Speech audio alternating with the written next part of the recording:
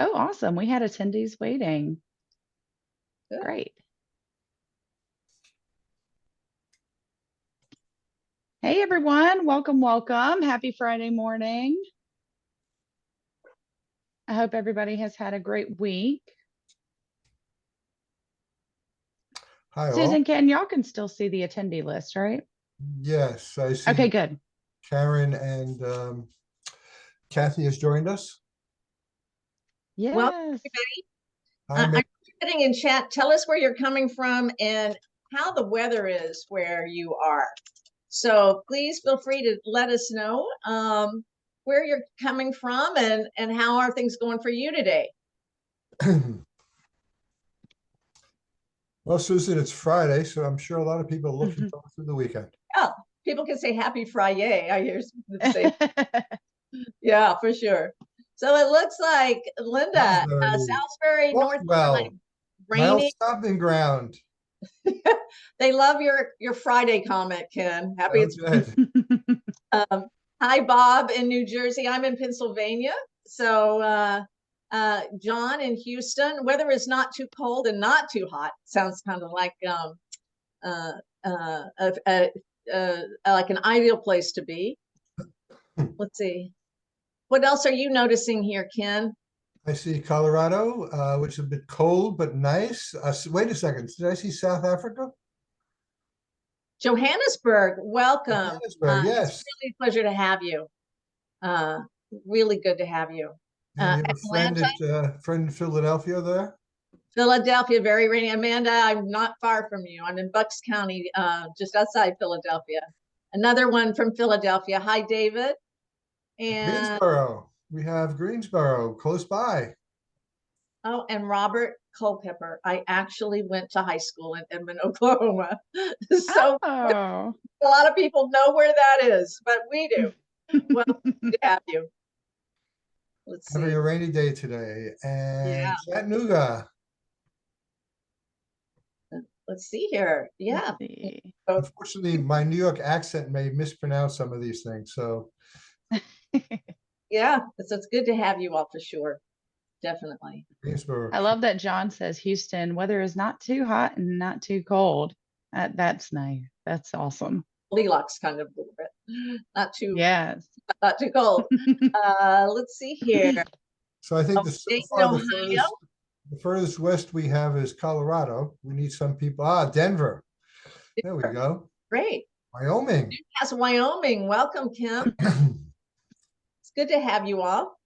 And Gwen, I see your hand is raised. If you have any questions, feel free to put that in the Q&A. We're going to be getting started here in about 2 minutes, everybody. We'd like to give everyone time to get in here, introduce themselves, and chat for a minute before we get started.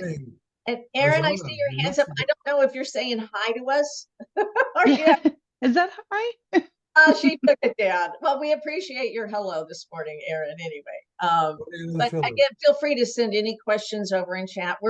As you can tell, we're all monitoring the chat very closely. So that's the best place to connect.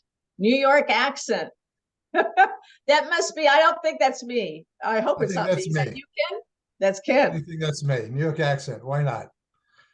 We don't have an accent. We use neutral speaking. I like that. Good job. 33rd. 33rd. All right. Oh, that's wonderful. Hey, Brooklyn. All right. There you go. You're right at home. Yeah. There we go. The question was, are you recording it? So I think that's a question that you could probably. Oh, yes. Yes. We're going to be doing introductions here soon. And I'll kind of go over the recording. We are going to be recording this, though. No worries, guys. You're going to be able to get this straight to your email. And I think I saw another question about cameras. No, cameras not on. Actually, I don't think I have that enabled for you guys. So you just get to see our beautiful faces this morning.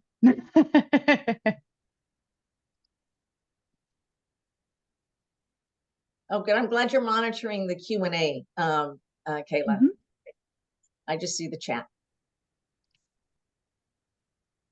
Perfect. Okay. All right. Well, it is it is 10:30, guys. So we are going to get started. Good morning, and a warm welcome to our webinar on how to help managers become true leaders. I'm Kayla Williams. I'm project coordinator here at JER HR Group, and your webinar moderator for today's session.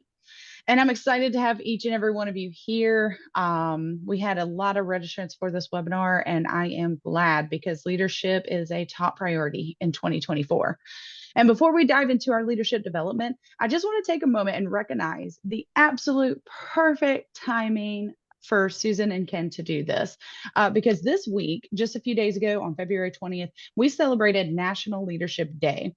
National Leadership Day, for those who don't know, is a day that's dedicated to recognizing and honoring the importance and impact of leadership in various aspects of life. So, I mean, this includes business, politics, education, community, and it serves as an opportunity to celebrate the contributions of effective leaders and to reflect on the qualities and the skills that make great leaders.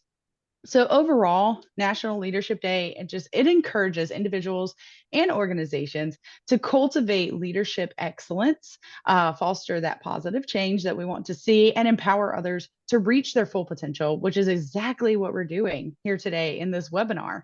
So again, perfect timing. I'm going to go over just a few housekeeping items. On the bottom of your screen, unless you have floated it somewhere else, you should see your Zoom bar. It has things like the chat and the Q&A. We highly encourage that you use those features. As a matter of fact, if you haven't already, please introduce yourself in the chat. Tell us where you're from. As you can already see, we have an array of locations. I myself am from Central South Carolina. It's a gloomy day here, but others have said that their locations are sunshine and not too hot, not too cold. So I'm encouraged. We'll also be leaving some time for Q&A at the end of the session. But feel free at any point in time throughout the webinar to put them in the Q&A slot. If you're having trouble with that, because some people say that they don't like using the Q&A, you can always use the chat as well. We're going to be moderating both of those locations. And we don't want you to forget your questions. So put them in as you think them, and we'll get to those at the end. If you run into any issues during the webinar, feel free to shoot me a chat. You can also respond to your registration email for this webinar, and that goes directly to me, so I can get you some help. That being said, today I'm delighted to introduce our speakers. First, we have Susan Cullen, the Director of Learning for JER HR Group and the former president of NexaLearning, who's going to share invaluable insights into transforming managers and into extraordinary leaders. Joining Susan today is Ken Katzeff. He's our Director of Organizational Development for JER HR Group. And Ken brings some extensive experience in business strategy, executive coaching, leadership, and team development to our discussion. So together, they're going to guide us through some, fundamental skills and their knowledge to provide strategies to generate passion and productivity within your teams today. So without further ado, I'm going to go ahead and turn you over to Susan and Kim. You're going to notice I'm going to cut my camera off. That's because I'm going to be moderating these chats and this Q&A. Don't worry, I will be back at the end to read off your questions for the Q&A. So go ahead, take it, Susan and Ken, and thank you for being here to present to us today. Great. Thank you so much, Kayla. And it's really a pleasure for both of us to be here today. Hi, my name is Susan Cullen, and it's a pleasure to co-facilitate this with Ken Katzeff. Well, thank you, Susan. As she mentioned, I'm Ken Katzeff, and I'd like to thank you all for joining us today. I have over 25 years of experience as a facilitator and a coach, helping leaders at all levels sharpen their existing skills and assisting them with developing new capabilities so they can move the needle forward regardless of where the starting point is. So thank you, Susan, and let me turn it back to you. Great. So I'm just noticing, I want to say also welcome to everyone. It looks like I just noticed, Ken, that we have someone joining us from Japan. I know we have someone from some people from Africa, from all over the globe. And it's just a pleasure to have all of you with us today, all over the US as well. So let's take a look at a little bit about who we are. before we start, so you have a better context for that. NexaLearning is a division of JER HR Group. As part of the extended family, you can really see that we offer a complete suite of talent management solutions. Now, you'll notice that in the middle of the slide. On the left side, you can see all the things that NexaLearning provides. So that's training and organizational development and learning with 40 plus consultants and over whoops, my slide just moved, and over 20 years experience. Now on the right side, you can see our technology solutions, and that's Trainery that offers really over 5,000 courses and over 300 clients. So our focus is really to be your go-to resource for talent management with a large variety of resources, consultants, and technology available. Now, this session today is for you if you want to learn specific tips that you can apply immediately to transform your managers into extraordinary leaders. And here's how we're going to do that. We'll start by looking at really the impact of core leadership skills. What's really happening in your organization if your leaders are not as effective as possible? What's the impact on you with that? And then why you should invest in leadership development. What are the benefits that you can gain? We'll also look at the 4 skills that every leader must master. What are they now in today's world? We'll look at the best practices. What should every leadership development program contain? And we'll also share with you a case study to show you how it all looks when it all comes together. After today, we're going to give everybody here a takeaway resource that you can use immediately that's also going to build on some of the things we talked about today. So that's our agenda. And we want to make this very interactive. And so before we begin, I'd really like to ask for your participation. So there's several ways we can do that. One is with hand raising. So Ken, let's just make sure everybody knows where the hand raising feature is. So could you look on your Zoom control panel where you see the ability to raise your hand and go ahead and do that. And let's just make sure that we can see that for everybody. So I see some hands coming up. Oh, they found it, Ken. They're all raising their hands. Okay, that's good. You all aren't going to have any trouble with that. So go ahead and lower your hands now. It's good to see that you can use that. There will also be a lot of opportunities. We'll have several polling questions here so that you'll have a chance to share your thoughts with us that way. And then Ken and I are monitoring the chat box very closely. I know Kayla's also monitoring the Q&A box. So we will see your comments periodically, and we'll ask you to put some of your thoughts there as well. So let's begin with the impact of core leadership skills in your organization. Why is it important for organizations today? And we often hear, I think, a very telling statement. This is that people don't leave companies, they leave managers. So let's bring in the very first polling question now, Kayla, and let's see what the participants in the session say about that and what your experience has been. So please just type in yes or no. To the question, I have observed that people don't leave companies, they leave managers. This could be something that you've experienced for yourself. It could be something that you've seen from your colleagues, but just make a selection, yes or no. And Ken, let's look and see what the response is to this. So it looks like, I don't know, how are we doing our, Kayla, yeah. Are we about ready to share the screen? Almost. They're rolling in. They're rolling in. And they're rolling in pretty quick. We got about 75% participation right now, and it is upticking very fast. We're almost 80 now, so I'm going to give them just a second. Everyone get your votes in. I think we only have about 15 people left. Oh my goodness. Are we going to get 100% participation on this? We're awesome. Almost there. We're at 90. So, and I don't think any more running in. Yep. So, all right. So I'm going to go ahead and close the poll, and we had 85% participation. Thank you guys. That is amazing. All right. Well, let's take a look at what the poll results show us. And oh my gosh, 92% of you all are saying yes. It looks like they've experienced this, Ken. A lot of you all have really seen this for yourself. Now, I think that's really telling because it goes back to why this is so critical for all of us. I'm going to close this screen. And you're right, in fact, when you say that you have seen that. And when we look at what some of the research shows us, it shows us that 63% of employees with a bad manager are thinking of leaving their company within the next 12 months. Now, where this also gets really interesting is when we dig into it deeper. Now this slide illustrates this further. On the top, you can see those with good managers are in orange and those with bad managers are in blue. The very top bar graph shows us that 63% with bad managers who have that blue color agree that they're thinking of leaving their company in the next 12 months. But notice on the bottom that 58% with good managers, so those are the ones in orange, they disagree with that statement, and only 17% agree. So there's a big difference, and the difference comes down to the quality of leadership that each employee has. Now, what we see is that for new managers, this is especially challenging. 60% of new managers fail within the first 24 months in their role.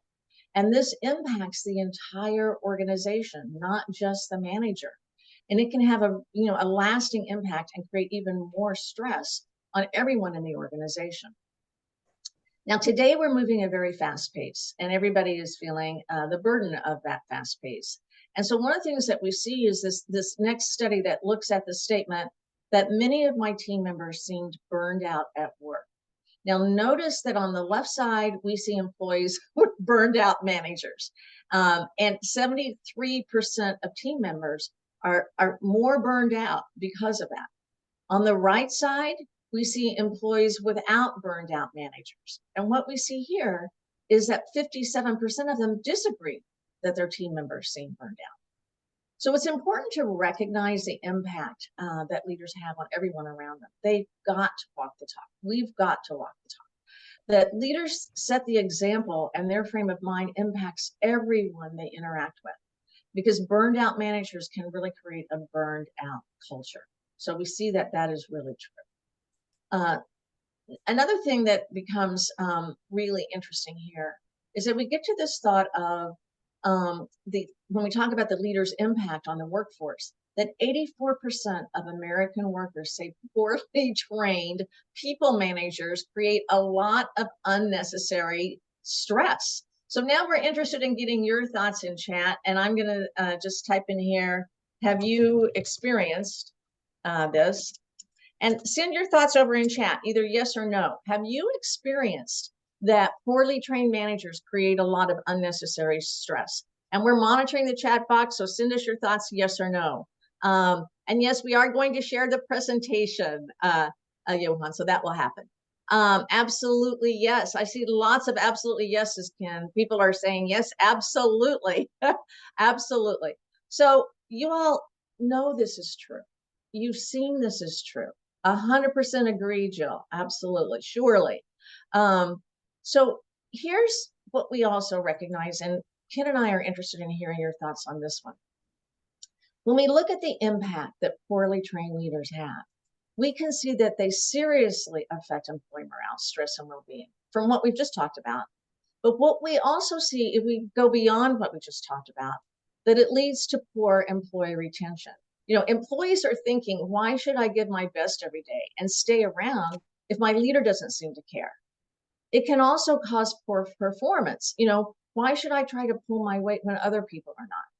It impacts customers. You know, attitudes just don't impact other employees. You know, they impact customers too. And it squashes growth and decreases profitability. And that's a real impact from a disengaged culture. So we've got another polling question for you. Kayla, if you could pull that in for us. We want to see your thoughts. We want to look at what you've experienced. So on this one, you can select as many of these as you can identify with, and we're interested in seeing what the totals will be. You know, which consequences of poor leadership have you experienced or observed most frequently? And just check all that apply here for you. So let's take a look and see what you come up with. And take a moment. Again, we'd love to ask for you all to participate like you did on the last one, and let us know. Is it employee morale, stress, and well-being that you've seen? Is it poor employee retention, poor performance, the impact on customers, or that it squashes growth and profitability? What have you all noticed the most? And yes, I see this note in text, Bob. Yes, this impacts us even in volunteer situations. So let's go ahead and take a look at that and see what you notice. How are we doing, Kayla, in terms of our polling? Yeah, I am All right, I'm going to end it right now and share the results. There you go. Awesome. Thanks, guys. Okay, so it looks like we're seeing, Ken, one of the things we notice, employee morale, stress, and well-being suffers is maybe the biggest one. It does squash growth and profitability, but you all are really relating to the stress part and the employee retention part. Donovan, I see your comment too. This is why managing human capital is so important, as it impacts the overall bottom line. Couldn't agree with you more, Donovan. So at this point, then, let's talk about why you should invest in leadership development. And I'm going to turn it over to Ken to share thoughts with us about that.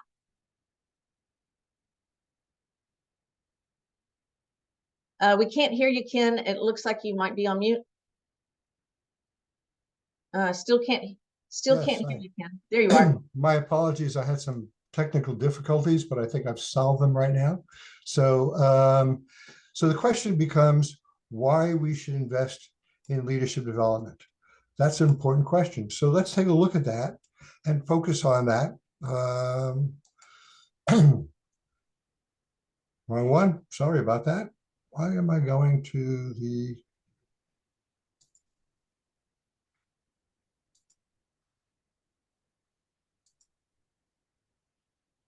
Oops, it looks like...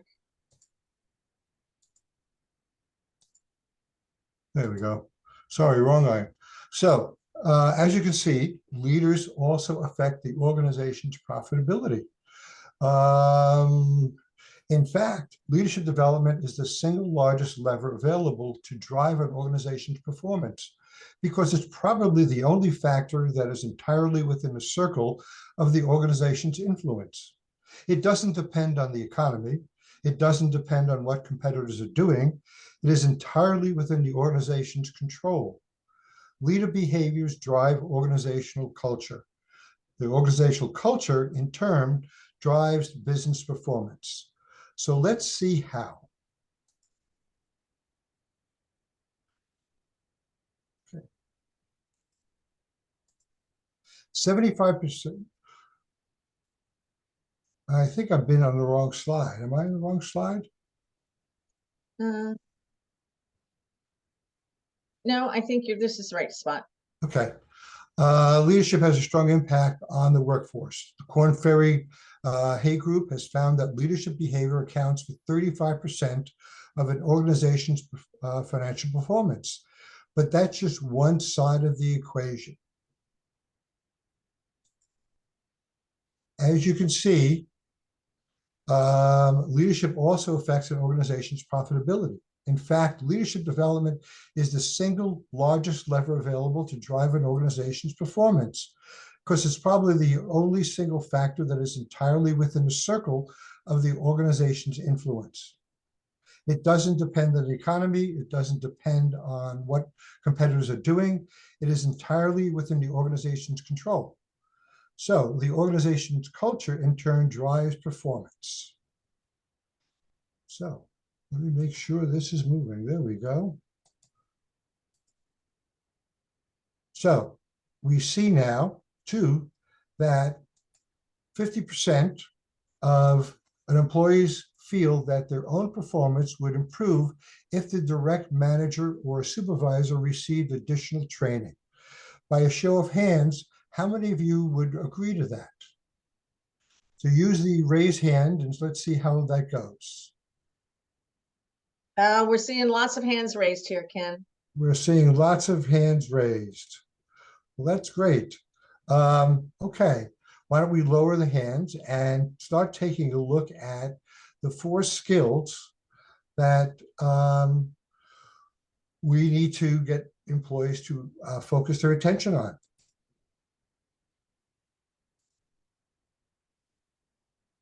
Okay, let's start with self-awareness. Self-awareness, oops, there we go.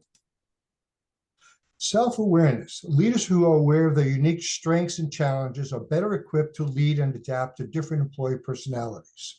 So says the Center for Creative Leadership.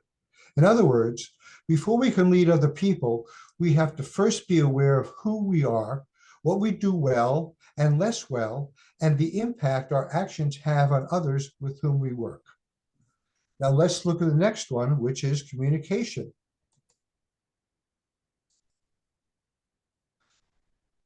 Leaders must tailor their unique strengths. Leaders must tailor their communication style to different team leaders, be specific, and ensure all team leaders understand their goals and objectives. If a leader can't clearly communicate their vision and goals, how will others know the direction that the leader wants them to take and the impact their team's decisions have on achieving the visions and goals? Now let's look at the next one, which is, I can get this, is influence. Leaders must tailor and be influential and learn how to engage the individuals on their teams they lead. They need to enhance motivation and create a positive work environment. They can do this by demonstrating their own example, the environment they want to create. Without influence, true leadership cannot occur. Now let's do the last skill, which is agility.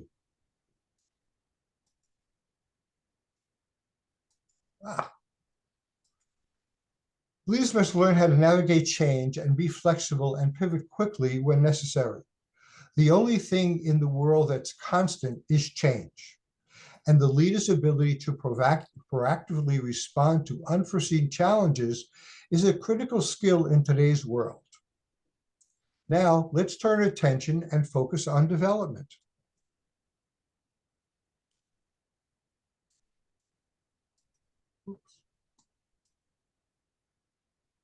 We're going to look at the best practices for leadership development.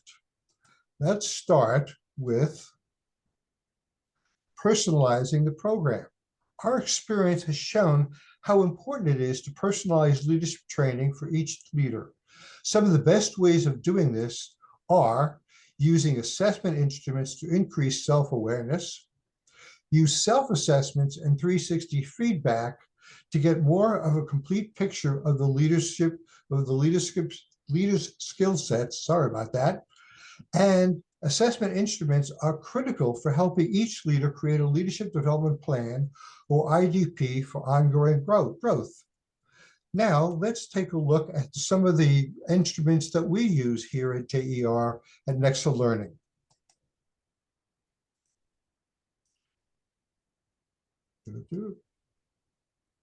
My computer's a bit slow today. I think my AT&T has caught up with me. Okay. Our experience has shown that some of these assessments are relatively not only inexpensive, but really important to use. So there are several assessments that we use in our programs. The first two shown here are Everything Disc Management Profile and the Everything Disc Work for Leaders Profile. We also use 360 feedback, which is essentially a good tool when we are providing coaching sessions. It helps the leader know how others perceive them and how their actions affect those around them. Now let's turn our attention to leadership coaching.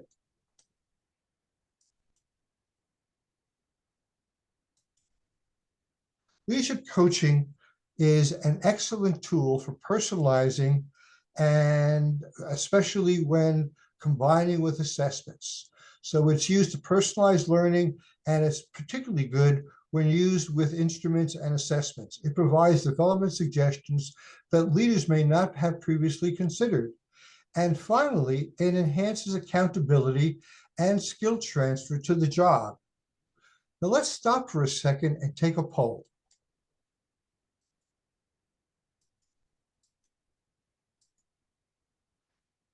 Can you show the poll? Now, first question I'd like to answer, either yes or no, is that I have worked with a personal business or athletic trainer athletic coach in my past. So have you ever worked with some kind of coach, whether it's business, personal, athletics, or even health coaching, and indicate yes or no in the poll. Perfect. The responses are rolling in. I'm going to give everyone about 10 more seconds to answer that poll. Quick yes or no. I have worked with a personal, business, or athletic coach in my past. Awesome. Here we go. And all right, I'm going to go ahead and end the poll, guys, and share those results. Wow. 60, almost 70%, 72% of people have worked with a coach. That's an amazing poll. What I'd like you to do before I conclude on this is put in chat, indicate what experience that you've had, a key takeaway that you've had from your experience working with a coach. What's a big nugget, a great nugget, some insight that you've learned, something that you couldn't have done in the past that a coach has helped you produce in the future? So let's take a chat. Encouragement to continue. Development skills, transitions, helping to be a manager, new perspectives. We're getting a lot of good feedback on this, Susan. What do you think? Yeah, I think so. Seeing things in a new way and the importance of self-awareness. Good point, Willie. Yes. So I think one of the things that we conclude from all the answers that you have is how coaching can play a vital role in a leader's professional and personal development. Coaches offer insights, a fresh perspective, and facilitate solutions to many challenges that leaders face. Now, we're going to look at some of the other resources that you can use that are available to you. Oops, keep going too fast. So, some of them include live reinforcement webinars. These are follow-up webinars where we have you come back and look at the past and some of the things that you've improved over time. We also send out reinforcement tip newsletters on things that you can apply, things to think about, things that you can use. It's especially important to use follow-up surveys to monitor and measure progress and how you're progressing as a leader. We also offer e-learning courses to help with spot information that'll help you during times of stress or times of particular challenge and how to deal with them. And most importantly, and lastly, we encourage you to share your development plans with your manager because he or she is a person who can support your leadership development efforts. Now, at this point, I'm going to turn it back to Susan, and she's going to talk you through a case study. Great. Thank you for being a part of this. Thanks, Ken. So let's take a look at a case study. The point of this is you all to give you an opportunity to see how everything fits together when we design it this way and show you how you can do this in some of your own leadership development programs. Now, the key point with all of it is to structure your leadership development so that learning is a process and not an event. So what we mean by that, whether you're providing just coaching that you spread out over time or learning programs that you have a lot of reinforcement touch points over time, the more effective your program will be.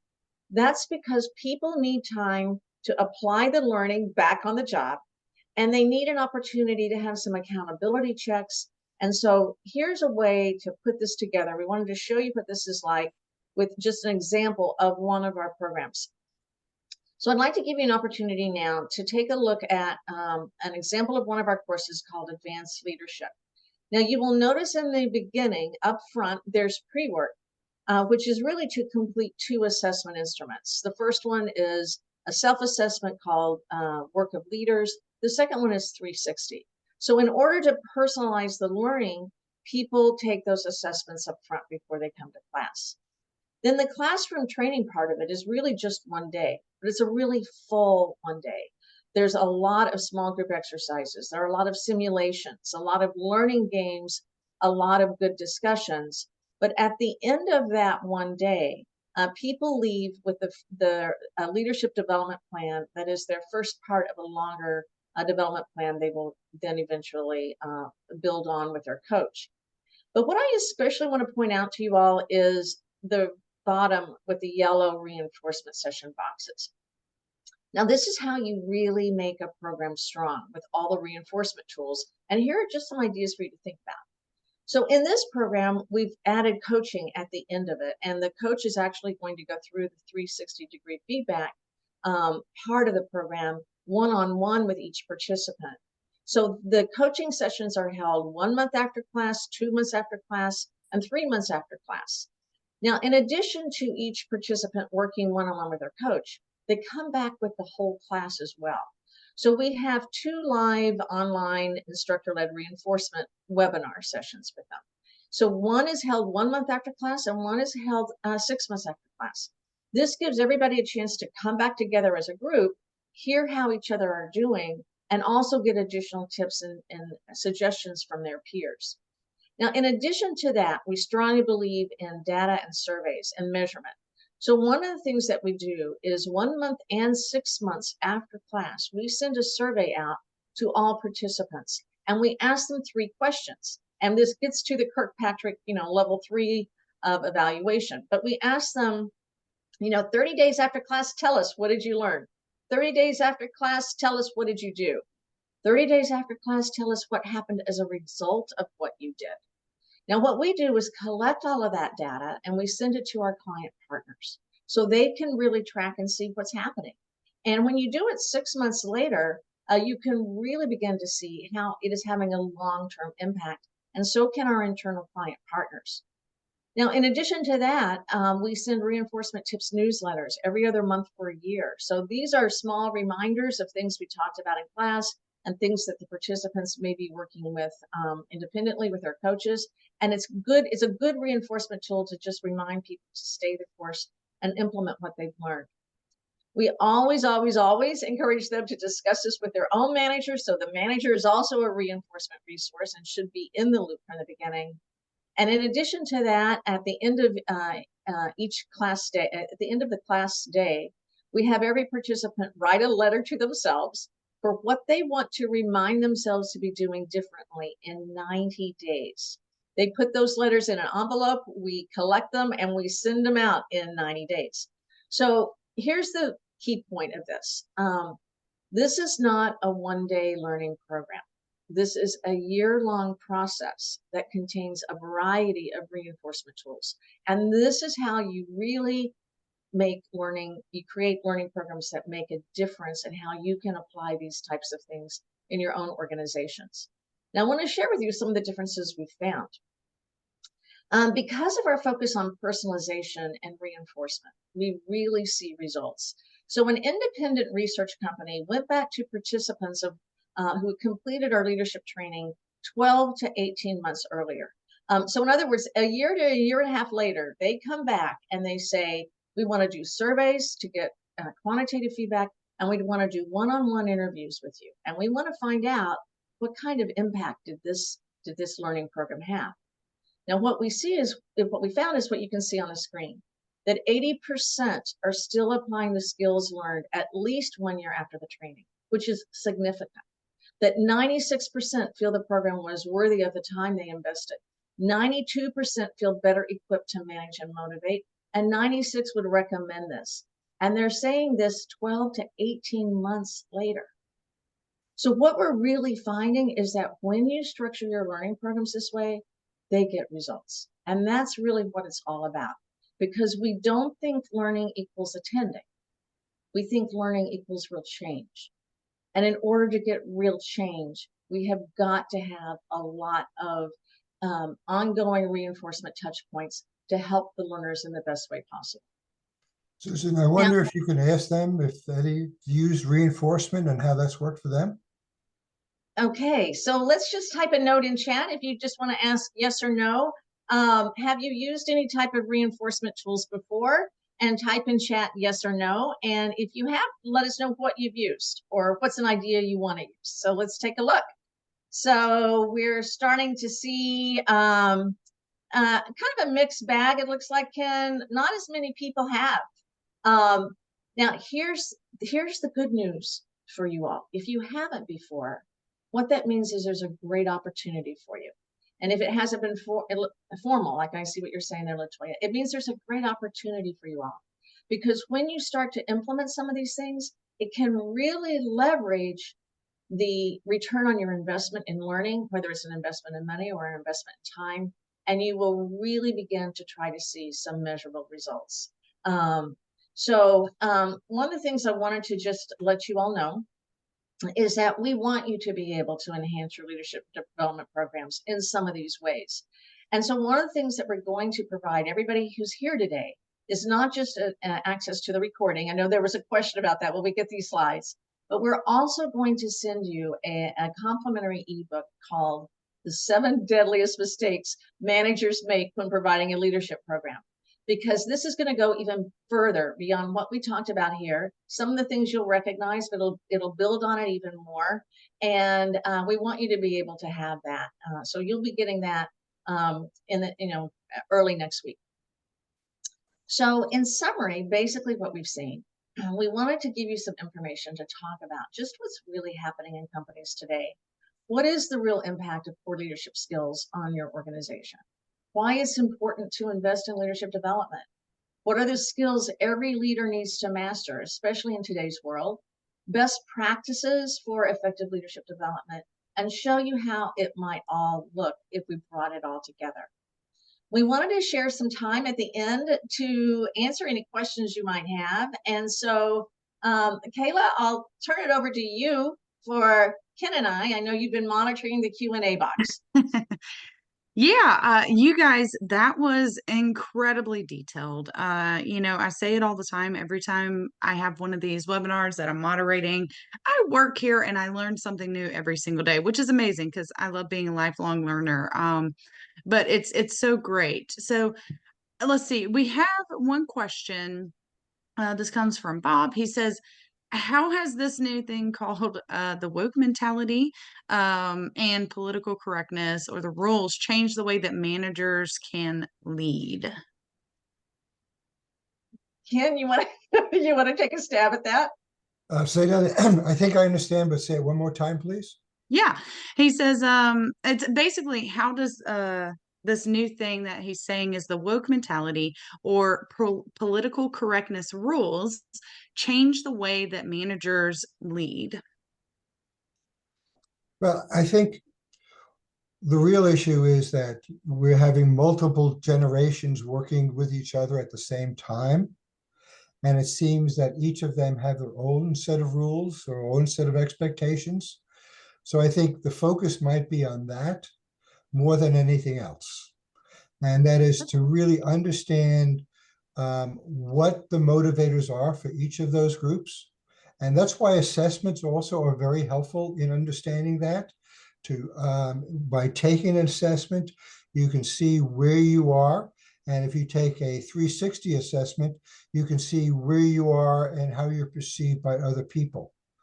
So again, going back to the original question, all those things are changing the way managers are seeing it. But from what I'm hearing, and from what I'm hearing from managers, the more important challenge for them is how to manage multi-generations at the same time. Now, I see a disagreement or a difference of opinion as constructive as a threat. Maybe that may be true, but that's how we have to probe further to find out what's behind that question and what is motivating that individual. Perfect. Thank you, Ken. The next question comes from Jesse, and it's what is the maximum amount of people that you can have for the advanced leadership program? Okay, that's a good question because I don't even know. Question. Great, thanks, Kayla. So really, Jesse, what we see is the ideal size is usually around 20 people, so that we have the ability to have a lot of small group breakouts. There's role plays involved a lot of times. It's not a lecture at all. It's really a facilitated experience. So the ideal size is in the classroom is 20 people. Have we gone up to 25? Sometimes, yeah. But that ideal size would be to keep it at about 20.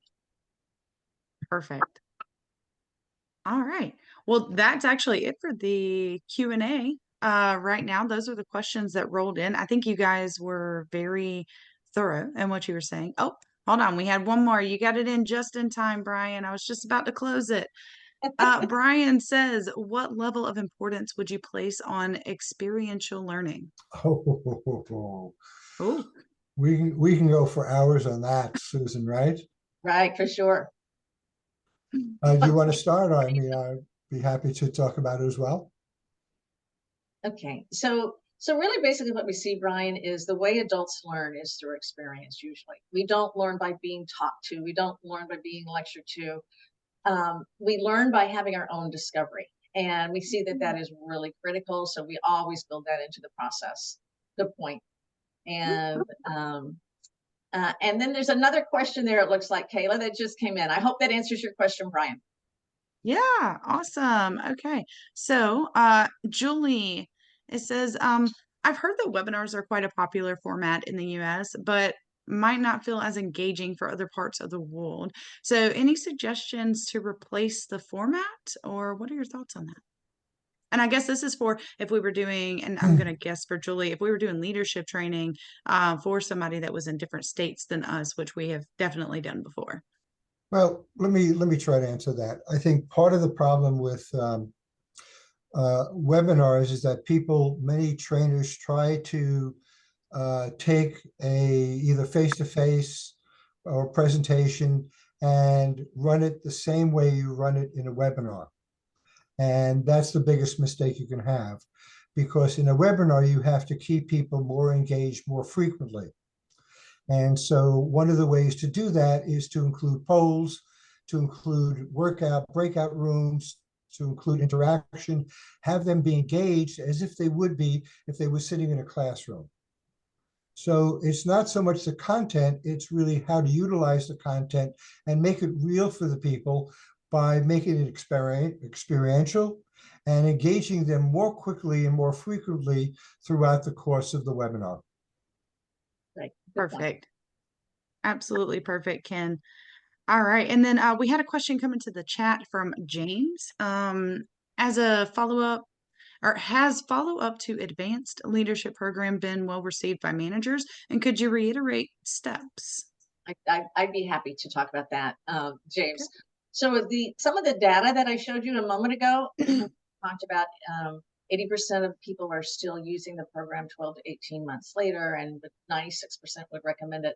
That came from a program where we structured it like what I just gave you the example of with advanced leadership. In all of our programs, James, we have that degree of reinforcement. We always do that. And I think that's one of the reasons why we're getting such results. And I think that was the purpose of sharing this here with you all today. We wanted you to have a chance to have some real good ideas that you could apply yourselves when you go back to your own organizations to focus on really developing training that's going to make a difference. So I hope that answers your question, James. Perfect. Well, everyone, just so you know, and I put this in the chat earlier, and I know there was a question that came in and I answered that via text instead of live, but there's been a lot of people asking if they're going to be getting a recording of this. You are going to be getting a recording. Generally speaking, that will hit your emails, and it's the email that you signed up with for registering. So make sure you're checking the right one. So it's going to hit your emails, generally speaking, early next week. They really try to push those out quickly because we know that this is content that you need.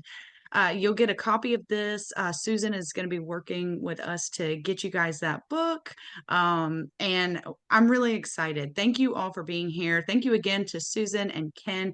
You guys were wonderful presenters. This was fantastic knowledge and very time relevant. I hope everyone has a great day. Why don't you remind them too that there's going to be Leadership Week during the week of April?